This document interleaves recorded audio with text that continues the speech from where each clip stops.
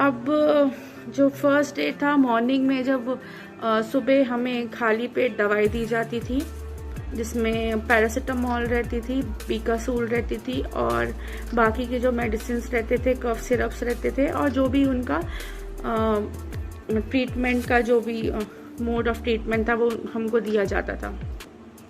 तो जब next day morning, क्योंकि मैंने आपको बताया कि मेरे राइट हैंड में IVR था, तो मेरे लिए काम करना बहुत डिफ़िकल्ट, काम इन द सेंस मेरी डेली रूटीन वर्क का ब्रश करना और फ्रेश होना, ये सब बहुत डिफ़िकल्ट होता जा रहा था। वाई? बिकॉज कि मेरा राइट हैंड ही ब्लॉक्ड था। स्टार्टिंग में मॉर्निंग मतलब वहाँ ब्रेकफास्ट आता था 9 o'clock अराउंड, और उसके बाद 1:30 या 2 बजे फिर आपको लंच दिया जाता था। इवनिंग टाइम में आप काढ़ा मिलता था 4:30-5 बजे करीब, और उसके बाद और या किसी को अगर कॉफ़ी या टी लेनी होती थी वो भी अवेलेबल थी। और 8-8:30 बजे फिर आपको डिनर के प्रोवाइड किया जाता था, और रात में आधा ग्लास दूध, दैट टू विद टर्मरिक। और ये जो आता था वहाँ पे केटरर्स के थ्रू आता था, और ये इसका अमाउंट पे हो जाता था पेशेंट के बिल में।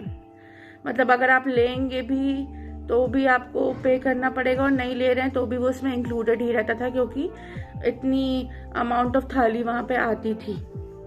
तो वहाँ से जो फूड आता था मैं वो ही लेती थी। और इसी टाइम पे बीच बीच में डॉक्टर्स राउंड लगाते थे, और जैसे मैंने आपको बताया कि शुगर और BP का लेवल चेक किया जाता था। फर्स्ट डे तो ठीक था। आप नेगेटिव सोचते हैं, उसका बॉडी में क्या इफ़ेक्ट पड़ता है, इसका क्या इम्पैक्ट पड़ता है। अगर आप नेगेटिव सोचते हैं तो आपका जो माइंड है, आपका जो ब्रेन है, उस तरीके से आपको रिएक्ट करने लगता है। और ये सोच के कि लोग पीपल आर ऑन वेंटिलेटर्स, और मेरा शुगर लेवल इतनी बढ़ गई है, मेरा SpO2 और डाउन होने लगा, 85 से कम होने लगा। क्योंकि SpO2 एकदम कम होने लगा था, तो डॉक्टर्स ने मुझे प्रेफर कर दिया था कि ऑक्सीजन मास्क लगाने के लिए, और मास्क भी आ गया था। मगर इसमें आपका विल पावर भी बहुत बड़ा काम करता है। मैंने अंदर से डिटर्मिनेशन कर लिया था कि मुझे नहीं लगवाना है ऑक्सीजन। तो जब मैंने लॉन्ग ब्रीदिंग एक्सरसाइज करी और ईश्वर का ध्यान किया, और जब ईश्वर की इतनी बड़ी सत्ता आपके साथ होती है, उसकी एनर्जी आपके साथ होती है, तो हर काम असंभव से संभव होने लगता है। यही मेरे साथ हुआ, और फिर मुझे उस दिन ऑक्सीजन नहीं लगी। सेकेंड डे भी ऐसे बीता।